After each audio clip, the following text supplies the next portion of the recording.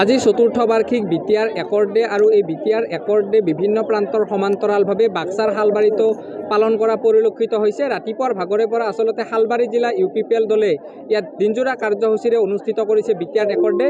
Camera পাৰ্চনক মই দৃশ্য দেখুৱাবলৈ অনুৰোধ জনাইছোঁ। এনেধৰণে আচলতে আজি ৰাতিপুৱাৰ ভাগৰে পৰা হালবাৰী জিলা UPPL দলৰ কাৰ্যকৰ্তাসকলে বিটিআৰ একৰ্ড ডে পালন কৰা পৰিলক্ষিত হৈছে।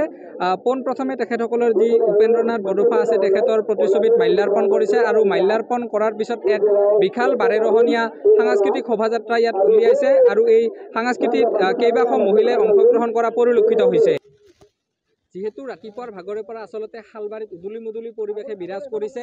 ৰাতিপুৱাৰ ভাগৰে পৰা তেখেতসকলৰ যি চতুৰ্থ বাৰ্ষিক বিটিআৰ একৰ্ড ডে, সেই বিটিআৰ একৰ্ড ডে দিনজোৰা কাৰ্যসূচীৰে অনুষ্ঠিত কৰিব আৰু ৰাতিপুৱাৰ ভাগতে তেখেতসকলে পাৰ চৰাই উৰাই আচলতে এই বিটিআৰ একৰ্ড ডে পালন কৰাৰ সমান্তৰালভাৱে এক শোভাযাত্ৰা কাৰ্যসূচী তেখেতসকলে ৰূপায়ণ কৰিব। মোৰ লগত যিহেতু হালবাৰী জিলা UPPL দলৰ TLCCৰ অধ্যক্ষ বিনোদ মুছাহাৰী আছে, তেখেতৰ পৰা মই জানিব বিচাৰিছোঁ দাদা কি ক'ব আচলতে বিটিআৰ একৰ্ড ডে চতুৰ্থ বাৰ্ষিক এইবাৰ পালন কৰিছে।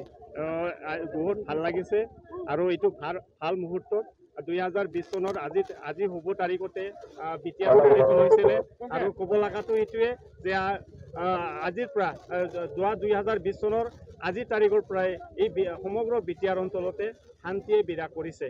সকলোৱে মানে মুকলি মনেৰে এই অঞ্চলত ঘূৰিব পাৰিছে, মুকলিভাৱে আমি সুস্থভাৱে চিন্তা চৰ্চা কৰিব পাৰিছে যে আমি সকলোৱে জানো শান্তি আহিলেহে প্ৰগতি আহে।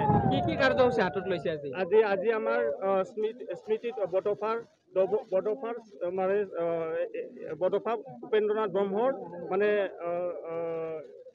তেওঁক আমি মানে স্মৰণ কৰিলোঁ, তেওঁক আমি পুষ্পাৰ্পণ কৰিলোঁ আৰু ইয়াৰ পিছত আমাৰ শান্তিৰ প্ৰতীক পাৱৰা চৰাই আমি উৰালোঁ। তাৰপিছত আমাৰ শান্তি সমদল এটা ওলাব।